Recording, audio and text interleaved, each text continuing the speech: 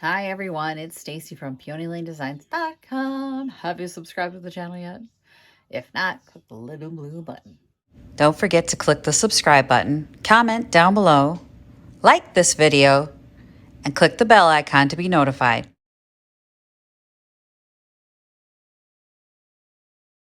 Good news, it's dry. Sat all day today, so it's later in the day. Let it sit, and now it is dry enough to start distressing it. So that's what we're doing today. I already started scraping where the wax was. If you remember, we did a wax resist technique on this. And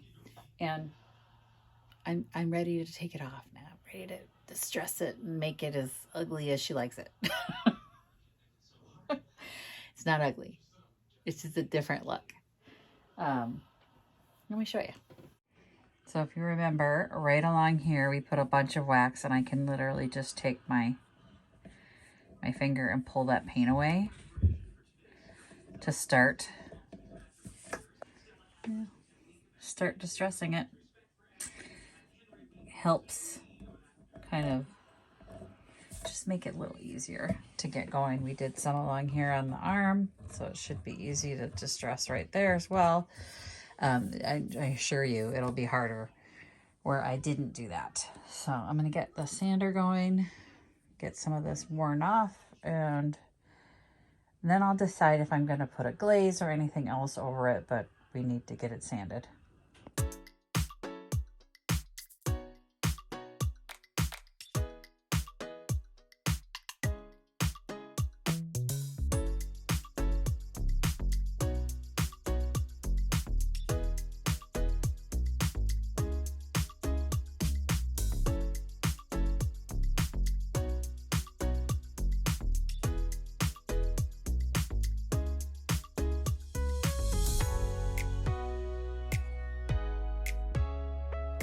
I'm struggling with the flat surfaces.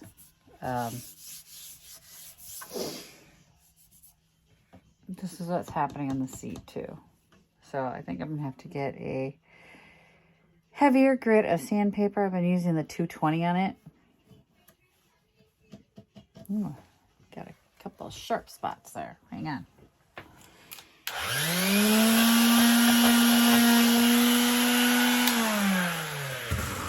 Either that or it needs to still dry a bit.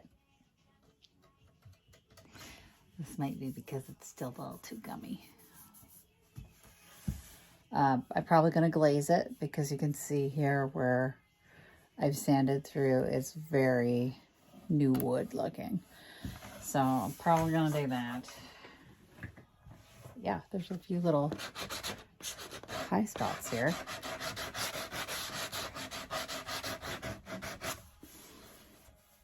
That down.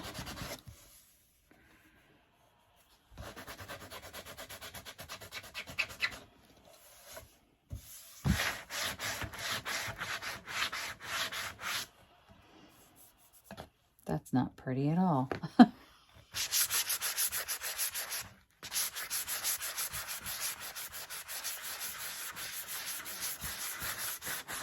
wanted to get like a wear pattern here where you might have grabbed the chair a million times and worn a spot off the back, and instead just sort of smeared it back and forth and took the glaze off.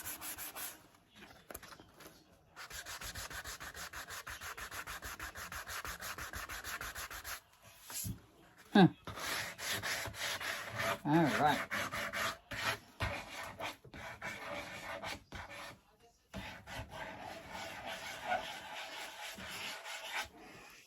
I'm just going to keep going. But definitely have to get some heavier grit sandpaper, I think, to break through this. It's concerning, actually, why that's doing that. I wanted to do it on the seat, too, and the seat's doing that, too.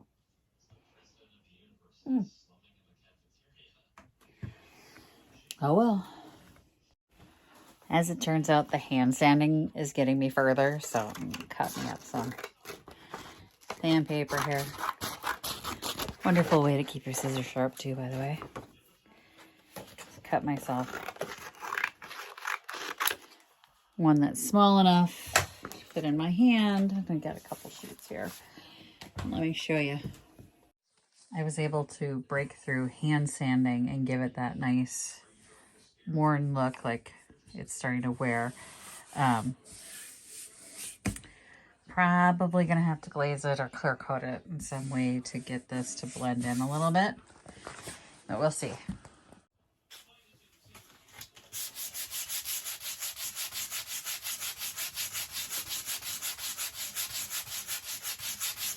And it's breaking through. Perfect. See? Can you see it? It was not breaking through with the electric sander, but there we go.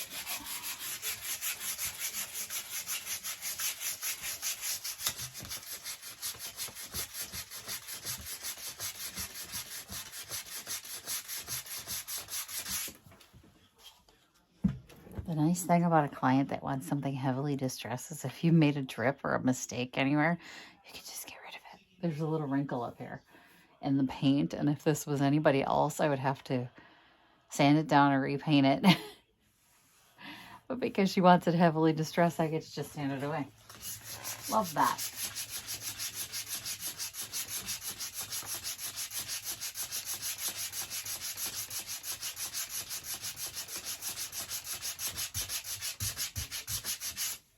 Like it never even happened.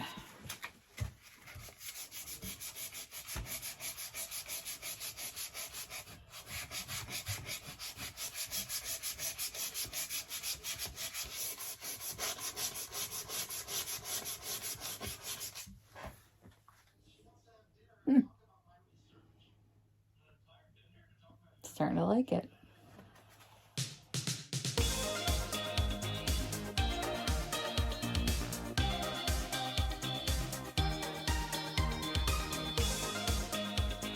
Vinegar and water. I'm just going to try and get some of this dust off. See, I think I'm definitely going to glaze the whole thing.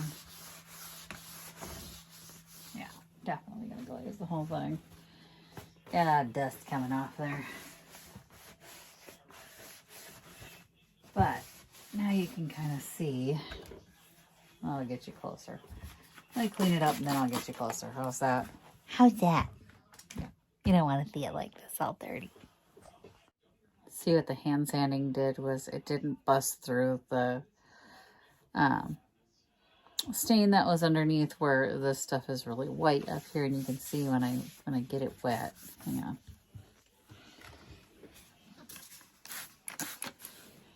How nice that looks. That's what we want right there. That nice rich color. So I want to put a glaze on to get it to look, you know, evened out. So I'm going to get my cabinet glaze out, and that's what we're going to do. Oh, I got a wrinkle here. I make sure I get rid of that. Like I said, this is the best finish for if you add a little wrinkle. Is this the same wrinkle? They're just not sanded hard enough.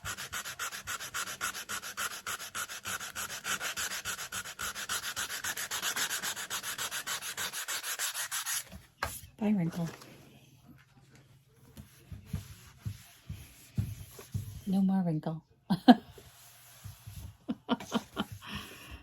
Oh, this paint was not behaving itself for me this time around.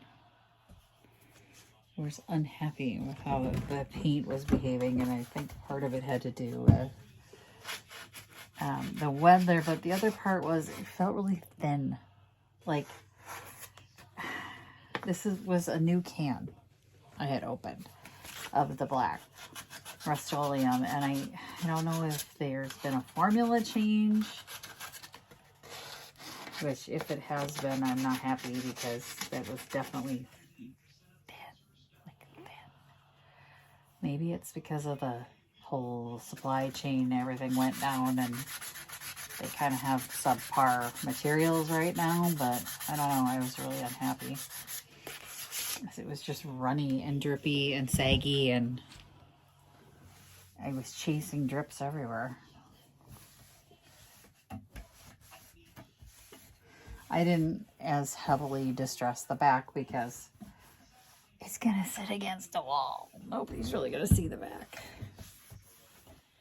But I'm gonna get the glaze out and we're gonna hit it and get rid of the bright raw wood look. Get it all blended in. And then we'll be done. But I think that's gonna take another day. You're gonna see what time it is. Hang on.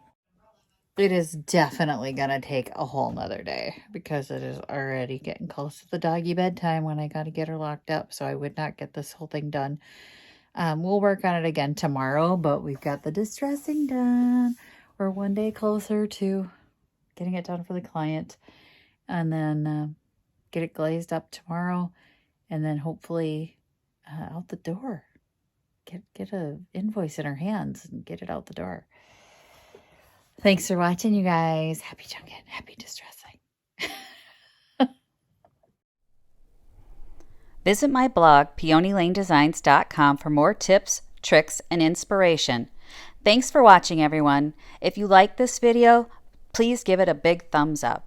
Don't forget to subscribe and click the bell icon so you'll be notified of new videos. I post every week DIY tutorials and, of course, more junkin' videos.